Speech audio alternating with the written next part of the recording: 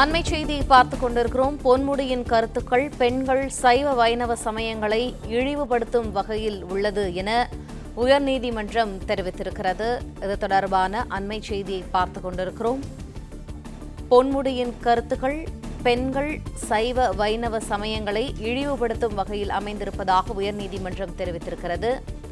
சைவ வைணவ சமயங்கள் தமிழகத்தில் முக்கியத்துவம் வாய்ந்தவை என்றும் உயர்நீதிமன்றம் கருத்து தெரிவித்திருக்கிறது. அந்த வகையில் பொன்முடி பெண்கள் சைவ வைணவ சமயங்களை இழிவுபடுத்தியுள்ளார் என உயர்நீதிமன்றம் கருத்து தெரிவித்திருக்கிறது. இது தொடர்பான அண்மை செய்தியை பார்த்துக் கொண்டிருக்கிறோம்.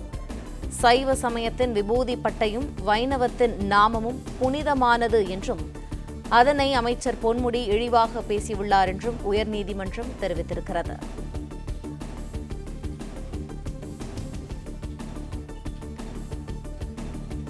இது தொடர்பான கூடுதல் தகவல்களை எமது செய்தியாளர் ராஜகுமரன் வழங்க கேட்போம். ராஜகுமரன், வணக்கம்.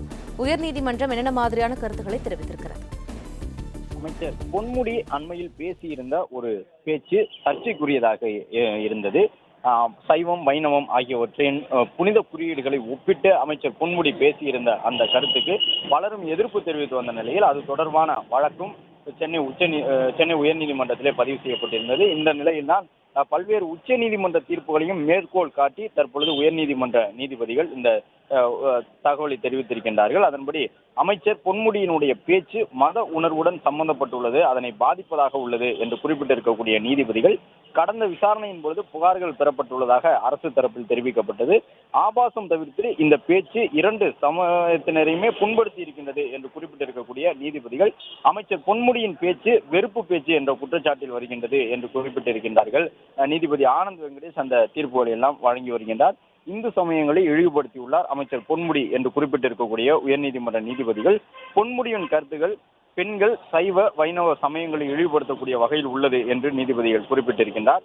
சைவ வைணவ சமயங்கள் தமிழகத்தில் முக்கியத்துவம் வாய்ந்தது என்று குறிப்பிட்டிருக்கக்கூடிய சென்னை உயர்நீதிமன்றம் சைவ சமயத்தின் விபூதி பட்டையும் வைணவத்தின் நாமமும் புனிதமானது என்று குறிப்பிட்டிருக்கின்றார்கள். புனிதமான பட்டை மற்றும் நாமத்தை விலைமாத சேவையுடன் ஒப்பிட்டு அமைச்சர் பொன்முடி பேசியிருக்கின்றார் என்று சென்னை உயர்நீதிமன்றம் அதற்கு கண்டனம் தெரிவித்திருக்கின்றது. ஏற்கனவே உச்ச நீதிமன்றம் வழங்கியிருந்த பல்வேறு தீர்ப்புகளையும் தற்போது அவர்கள் சுட்டிக்காட்டியிருக்கின்றார்கள். மத ரீதியாக ஒரு தரப்பினரை புண்படுத்தக்கூடிய வகையில் யாரும் பேசக்கூடாது என்பதை சுட்டிக்காட்டியிருக்கின்றார்கள்.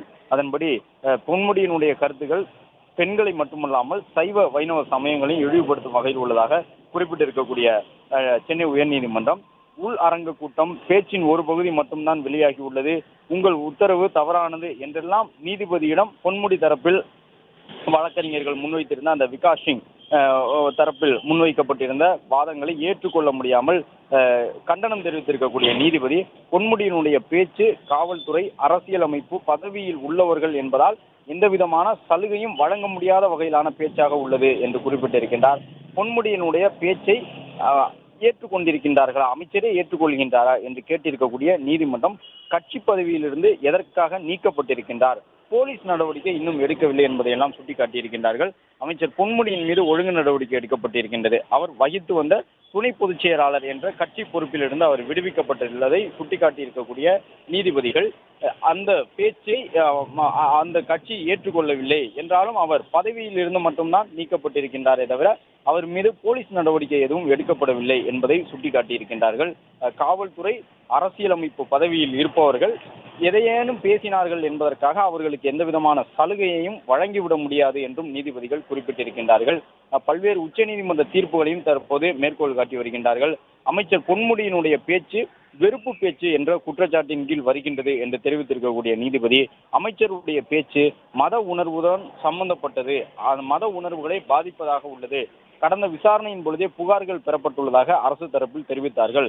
ஆனால் அந்த பேச்சில் ஆபாசம் தவிர்த்து இரண்டு சமுதாயத்தினரையும் அதாவது இரண்டு சமூகத்தினரையும் இழிவுபடுத்தக்கூடிய விதமாகத்தான் இருந்தது என்றும் நீதிபதி தன்னுடைய கண்டனத்தை தெரிவித்திருக்கின்றார். அமைச்சர் பொன்முடியினுடைய பேச்சை அவருடைய கட்சியினர் ஏற்றுக்கொண்டிருக்கின்றார்களா என்று கேள்வி எழுப்பியிருக்கக்கூடிய நீதிபதி கட்சி பதவியிலிருந்து பொன்முடி நீக்கப்பட்டிருக்கின்றார், ஆனால் அவர் மீது எந்த விதமான போலீஸ் நடவடிக்கையும் எடுக்கப்படவில்லை என்பதையும் சுட்டிக்காட்டியிருக்கின்றார்கள். அமைச்சர் பொன்முடியினுடைய பேச்சுக்கு எதிராக உயர்நீதிமன்றத்தில் மனு தாக்கல் செய்யப்பட்டிருந்தது.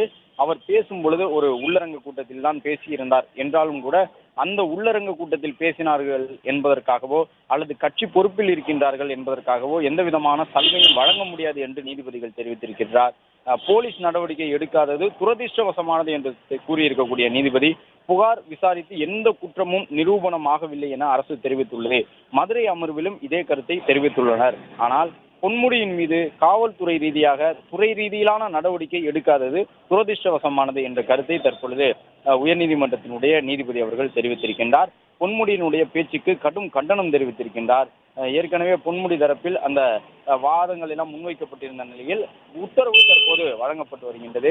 அந்த விசாரணை நடைபெற்று வரக்கூடிய சூழ்நிலையில் போலீஸ் நடவடிக்கை இதுவரை பொன்முடி மீது எடுக்கப்படாதது ஏன் என்பது குறித்தும் தற்பொழுது நீதிபதி கேள்வி எழுப்பியிருக்கின்றார். காவல்துறை பொறுப்பில் கூடியவர்கள், அரசியலமைப்பு பதவியில் இருப்பவர்கள் ஏதேனும் ஒரு கருத்தை சொன்னார்கள் என்பதற்காக அவர்களுக்கு எந்த விதமான சலுகையும் வழங்க முடியாது என்று கூறியிருக்கின்றார். முழுமையான பேச்சு இல்லாமல் ஒரு பகுதி பேச்சு மட்டும்தான் வெளியாகி உள்ளது. மேலும் அமைச்சர் பொன்முடியும் மன்னிப்பு கேட்டிருக்கின்றார் என்று அமைச்சர் பொன்முடி தரப்பில் கூறியிருக்கின்றார்கள். அதற்கு எந்த ஒப்புதலும் வழங்குவார்களா? அதாவது அமைச்சர் பொன்முடியினுடைய முழு பேச்சு இல்லாமல் ஒரு பகுதி பேச்சை மட்டும் வெட்டி ஒட்டி பரப்பி இருக்கின்றார்கள்.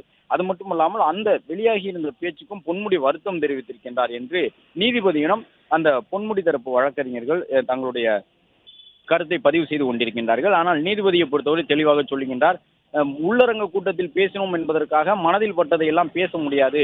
சைவம் வைணவம் ஆகியவற்றை விலை மாதுவின் செயலோடு ஒப்பிட்டு பேசுவது என்பது எந்த வகையிலும் ஏற்க முடியாத ஒரு கருத்து.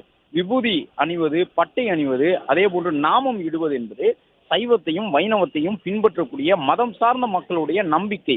அவர்களுடைய நம்பிக்கையை எடுத்து சென்று ஒரு விலை மாதுவின் செயலோடு ஒப்பிட்டு ஒரு அமைச்சர் பேசுகின்றார் என்றால் அதை எப்படி ஏற்றுக்கொள்ள முடியும்? அமைச்சராக இருக்கின்றார் அல்லது காவல்துறையில் பணியில் இருக்கின்றார் என்பதற்காக ஒருவர் எந்த கருத்தை வேண்டுமானாலும் பேசிவிடலாம் என்பதை ஏற்றுக்கொள்ள முடியாது என்று சொல்லி இருக்கக்கூடிய நீதிபதி, அமைச்சர் பொன்முடியின் மீது ஏன் காவல்துறை துறை ரீதியிலான அந்த சட்ட நடவடிக்கைகளை ஏன் எடுக்காமல் இன்னும் இருக்கின்றார்கள் என்ற ஒரு கேள்வியினையும் நீதிபதி அவர்கள் எழுப்பியிருக்கின்றார். போலீஸ் நடவடிக்கை எடுக்கப்பட்டிருக்க வேண்டும் பொன்முடியின் மீது, ஆனால் இதுவரை அந்த நடவடிக்கை எடுக்கவில்லை என்பது துரதிர்ஷ்டவசமானதாக இருக்கின்றது என்ற கருத்தை சொல்லி இருக்கக்கூடிய நீதிபதி, அமைச்சர் பொன்முடியினுடைய பேச்சு என்பது மத ரீதியிலாக ஒரு பாகுபாட்டை உண்டு செய்யக்கூடிய ஒரு பேச்சாக இருக்கின்றது என்ற கருத்தையும் கூறியிருக்கின்றார்கள்.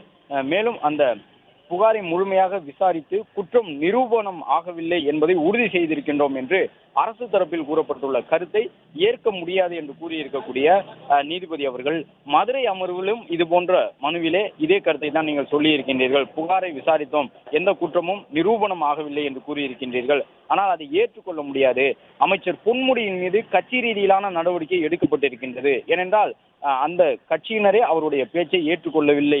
அதன் காரணமாகவே கட்சி பதவியிலிருந்து அவரை நீக்கி இருக்கின்றார்கள்.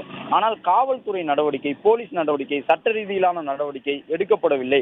அது துரதிர்ஷ்டவசமானது என்று தற்போது சென்னை உயர்நீதிமன்றத்தினுடைய நீதிபதி அவர்கள் தெரிவித்திருக்கின்றார். அமைச்சர் பொன்முடி தொடர்பான இந்த மனுவினுடைய விசாரணை சென்று கொண்டிருக்கின்றது. இரண்டு தரப்பிலும் வழக்கறிஞர்கள் வாதங்களை முன்வைத்திருக்கின்றார்கள். அந்த பேச்சை பொறுத்தவரை முழுமையான பொன்முடியின் பேச்சு இல்லாமல் ஒரு பகுதி பேச்சு மட்டுமே அது தனியாக எடிட் செய்யப்பட்டு, அதாவது அந்த பேச்சினுடைய முழுமையான அர்த்தங்களை உணர முடியாத வகையில் ஒரு குறிப்பிட்ட பகுதி மட்டும் சர்ச்சைக்குரிய ஒன்றாக பரப்பப்படுகின்றது என்று சொல்லப்பட்டதை தற்பொழுது நீதிபதி அவர்கள் ஏற்றுக்கொள்ளவில்லை. ஒரு மதம் சார்ந்த நம்பிக்கையை எப்படி விலை மாதுவின் செயலோடு ஒப்பிடலாம் என்று குறிப்பிட்டு அமைச்சர் பொன்முடிக்கு எதிராக அடுக்கடுக்காக கேள்விகளை தற்பொழுது நீதிபதி அவர்கள் எழுப்பி வருகின்றார். ஏற்கனவே உச்ச நீதிமன்றத்தில் இதுபோன்ற பல வழக்குகளில் வழங்கப்பட்ட தீர்ப்புகளையும் உச்ச நீதிமன்றங்கள் சுட்டிக்காட்டி கொண்டிருக்கின்றார்கள். உச்ச நீதிமன்றத்தில் வழங்கியிருந்த தீர்ப்பை நீதிபதி கடந்த விசாரணையின் பொழுது புகார்கள் பெறப்பட்டதாக சொல்லியிருந்தார்கள். பொன்முடி தொடர்பாக புகார்களை பெற்றிருக்கின்றோம் என்று காவல்துறை தரப்பில் அந்த புகார்களில் எடுக்கப்பட்ட நடவடிக்கை என்ன என்று நீதிபதி கேள்வி எழுப்பியிருக்கின்றார். மேலும் இந்த பேச்சு என்பது ஆபாசம் மட்டுமல்லாமல் இரண்டு சமயத்தினரை இழிவுபடுத்தக்கூடிய ஒரு பேச்சாக இருக்கின்றது என்று கூறியிருக்கின்றார். உச்ச நீதிமன்ற உத்தரவை தமிழக போலீஸ் அமல்படுத்தவில்லை. வெறுப்பு பேச்சை சகித்துக் கொள்ள முடியாது. ஏற்கனவே தண்டிக்கப்பட்ட அமைச்சரின் மேல்முறையீடு உச்ச நீதிமன்றத்தில் நிலுவையில் உள்ளது. உச்ச நீதிமன்ற இடைக்கால உத்தரவை தவறாக பயன்படுத்தியுள்ளார். இந்த விவகாரம் தொடர்பாக தாமாக முன்வந்து வழக்கை விசாரணைக்கு எடுக்க வேண்டும்.